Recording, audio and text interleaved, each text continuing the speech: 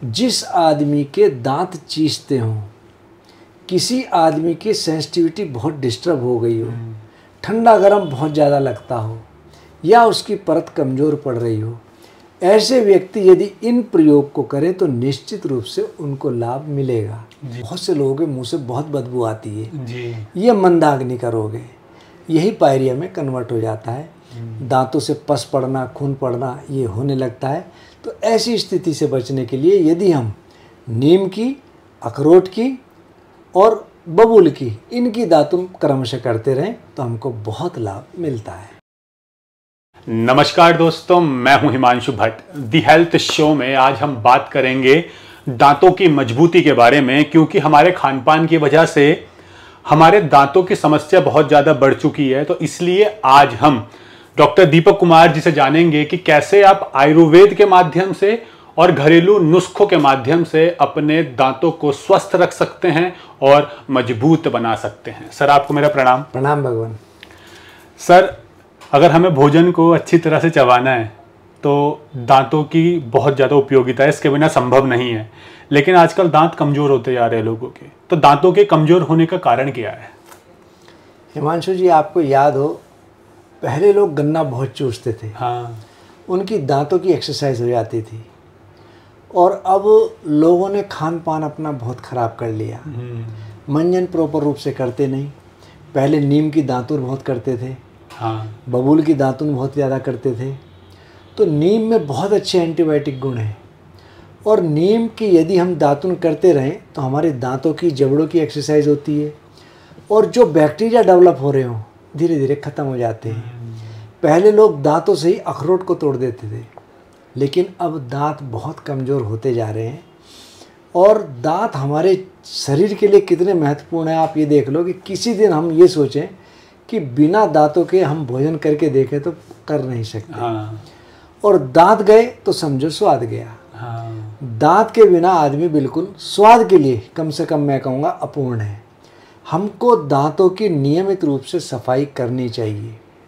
ये बड़े दुख की बात है कि जब से पेस्ट इत्यादि आए हैं हमारे दांत कमज़ोर हुए हैं।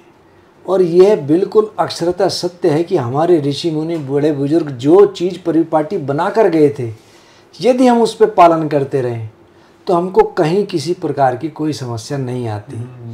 मेरे संज्ञान में ऐसे बहुत से लोग हैं जो 80 और 90 साल की उम्र के बीच हैं, उनके दांत बिल्कुल स्वस्थ हैं और वो बिना चश्मे के पढ़ लेते हैं। अच्छा। जबकि प्रैक्टिकली आज की नई जनरेशन जो आ रही है, अधिकतर लोगों के चश्मे चढ़ रहे हैं और अधिकतर लोग दांतों से मजबूर हो रहे हैं।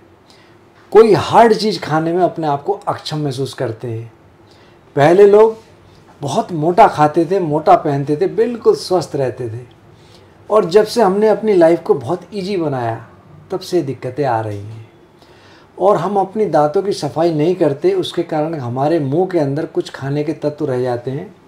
ख़ास तौर से जो हम जंक फूड खाते हैं उसके अंदर बहुत ज़्यादा खटाई होती है, बहुत ज़्यादा वाइनेगर, सिरका जिसको बोलते हैं वो होता है। उसके कारण हमारी जड़ कमज़ोर हो रही है। तो हमको दांतों का ध्यान रखते हुए इस चीज़ का विशेष ध्यान रखना चाहिए कि हमारे दांत किसी कीमत पर कमज़ोर ना हों। सर, मतलब हम जो उल्टा सीधा खा लेते हैं और प्रॉपर सफाई नहीं रखते तो इस वजह से हमारे दांत धीरे धीरे कमज़ोर हो जाते हैं और बैक्टीरिया पनपने लगते हैं।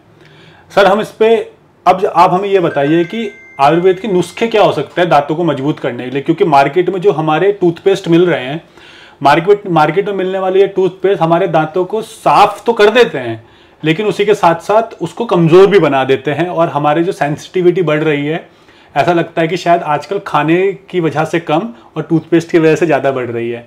तो फिर जब ये टूथपेस्ट मिलावटी हैं, इनसे प्रॉब्लम बढ़ रही हैं, तो आयुर्वेद के कौन से नुस्खे हो सकते हैं जो नेचुरली हमारे दांतों को मजबूत बना सके? हिमांशु जी, ब्रश करना और ब्रश ढंग से करना दोनों में बहुत अंतर है। हाँ। आप देखेंगे कि बहुत से लोगों का ब्रश महीने भर में उसके दांते फैल जाते हैं जी। हमको दांतों को रगड़ के नहीं करना चाहिए। ब्रश बहुत ज़्यादा लोग रगड़ के करते हैं, हमारे मसूड़े छिलने लगते हैं, धीरे धीरे धीरे उनकी जड़ कमज़ोर पड़ने लगती है। और आयुर्वेद में इनके बहुत अच्छे समाधान हैं। हम अपनी फार्मेसी में एक मंजन बनाते हैं जिसके लिए बहुत ही अच्छा आयुर्वेद में कहा भी है त्रिफला त्रिकुटा तूतिया पांचों नमक पतंग, दांत वज्र सम होत हैं माजू फल के संग। ये हमारे दंत सुधा मंजन का फार्मूला भी है।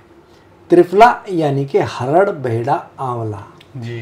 त्रिकटु यानी कि सौंठ काली मिर्च पीपली।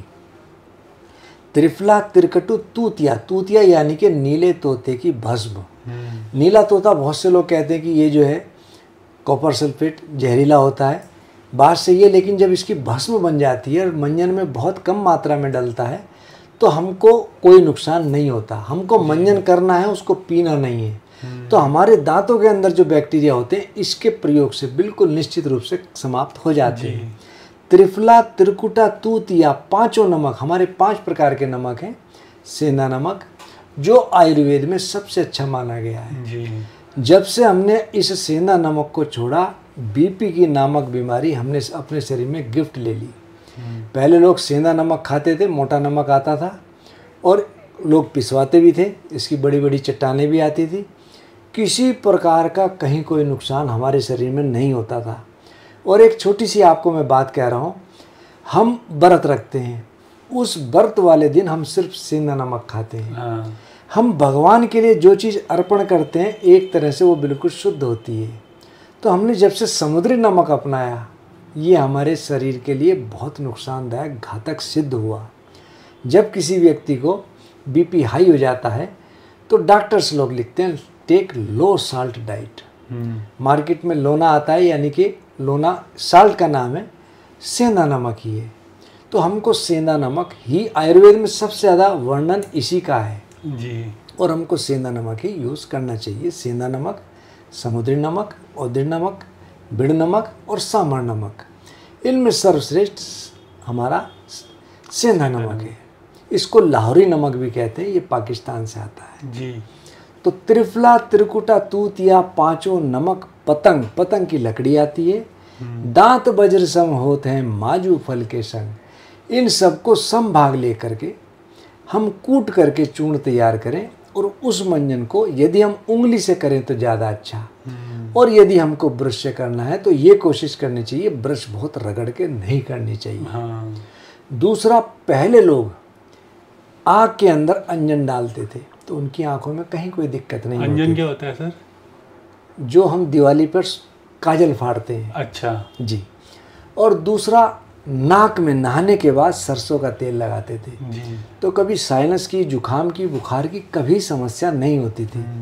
और इस सरसों के तेल की इतनी महत्ता है, पहले लोग सरसों के तेल में सेंधा नमक मिला के मंजन करते थे, उनके दांत चमकते थे। और आज भी बहुत से आप ब्यूटिशियंस के पास जाओ तो वो लोग इस चीज़ को प्रेफर करते हैं। तो हमको केमिकल वाली चीज़ों से बचना चाहिए।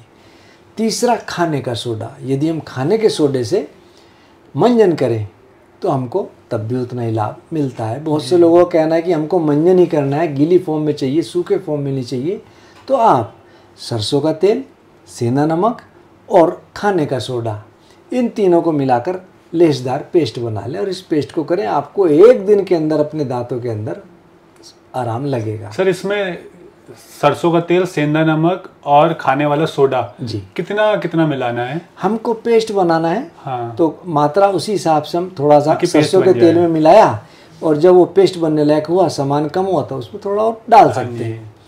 जिस आदमी के दांत चीसते हों, किसी आदमी की सेंसिटिविटी बहुत डिस्टर्ब हो गई हो, ठंडा गर्म बहुत ज़्यादा लगता हो या उसकी परत कमज़ोर पड़ रही हो, ऐसे व्यक्ति यदि इन प्रयोग को करें तो निश्चित रूप से उनको लाभ मिलेगा जी। पहले लोग घूमते घूमते ही दातुन कर लेते थे। हाँ। और मैं लोगों को अक्सर कहता हूँ, वो कहते हैं कि झूठी दातुन कौन करे। हाँ। तो मेरा कहना होता है कि दातुन को हम आगे का हिस्सा काट करके दोबारा उसको यूज़ कर सकते हैं। हाँ। हम अपना ब्रश भी तो अगले दिन यूज़ करते ही हैं, धो के यूज़ करते हैं जी। तो हमको ऐसी फिलॉसफी थोड़ा अपने मन से चेंज करनी चाहिए जी। तो मंजन दांतों के लिए बहुत अच्छी चीज़ है। सर, वैसे तो ज़्यादातर लोग नीम का दातुन करने के लिए कहते हैं, लेकिन हमने सुना है कि दातुन और भी कई पेड़ों की लकड़ियों से बनाकर किया जा सकता है। तो ऐसे कौन कौन से दातुन हैं नीम के अलावा जो हमारे दांतों के लिए फ़ायदेमंद होते हैं? जी, नीम का दातुन है, बबूल का दातुन है और हम एक अखरोट की छाल होती है जी जिसको दंदासा भी कहते हैं। जी पहले जब हम उसको करते थे हमारे होंठ बिल्कुल लाल सुर्ख हो जाते थे, जी। और उसके प्रयोग से दांतों की चीसन बहुत अच्छी नष्ट होती मतलब है। सेंसिटिविटी जो लोगों को दांतों में चीस महसूस होती है ठंडा गर्म खाने में। जी। जी। एक बीज आता है तिमर बीज, तिमर। तीमर, जी। और ये गढ़वाल में बहुत होता है।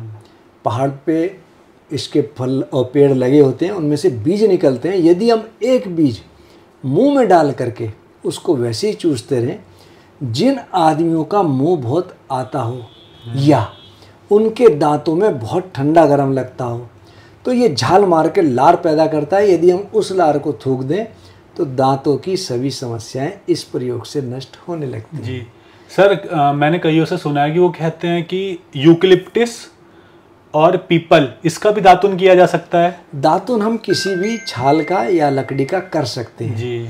लेकिन नीम और नीम के गुण असीम। नीम और बबूल ये दो पेड़ ऐसे हैं जिनकी दातुन सबसे अच्छी है, और इसलिए ज़्यादातर टूथपेस्ट वाली कंपनियां नीम और बबूल के नाम पे अपने टूथपेस्ट बेचती हैं। जी, जबकि उन पेस्ट के अंदर नीम की और बबूल की मात्रा बहुत कम होती है। जी। सिर्फ एसेंस इत्यादि यूज़ करते हैं। जब हम किसी चीज़ को प्रयोग में ले रहे हैं, उसका मूल यदि हम प्रयोग में ले तो आप ये देखो कि हमको कितना लाभ मिलेगा।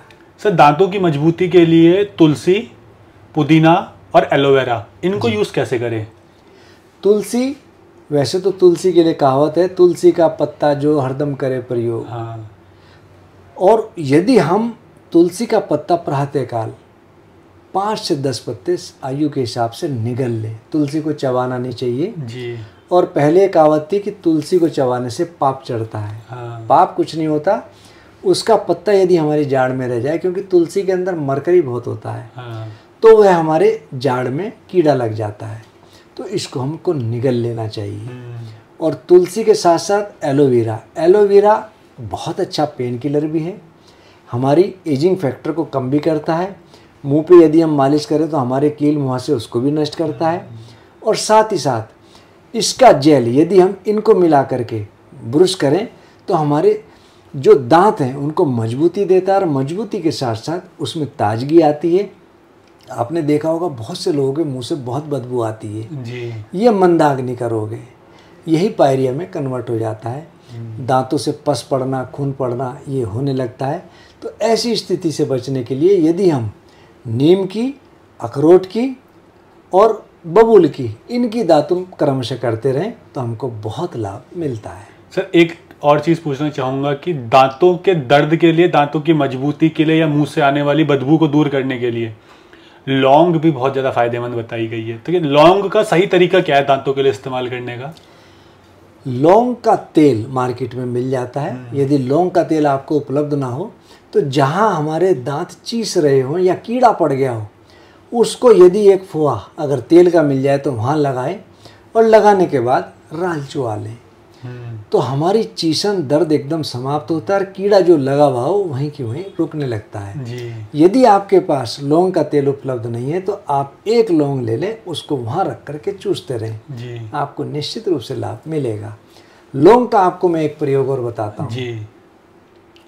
यदि कोई व्यक्ति प्रातःकाल उठकर अपनी मुंह की जो लार होती है उसमें आँख में अंजन करे, आँखों के सारे दोष उसके मिटने लगते हैं। यदि किसी व्यक्ति को आँख के अंदर मोतियाबिंद डेवलप हो रहा हो तो मुंह के अंदर लौंग रख करके सो जाए और प्रातःकाल उसकी लार यदि वो आँख में अंजन करे तो मोतियाबिंद भी कटने लगता है। सर, एक लास्ट क्वेश्चन करना चाहूँगा। लोगों को बहुत आदत है चॉकलेट खाने की, आजकल तो छोटे बच्चे से लेकर बूढ़े तक चॉकलेट बहुत खाते हैं। जंक फूड तो आपने बताया है कि नुकसान देता है, लेकिन चॉकलेट, चाय और कॉफ़ी दांतों को कितना नुकसान देते हैं?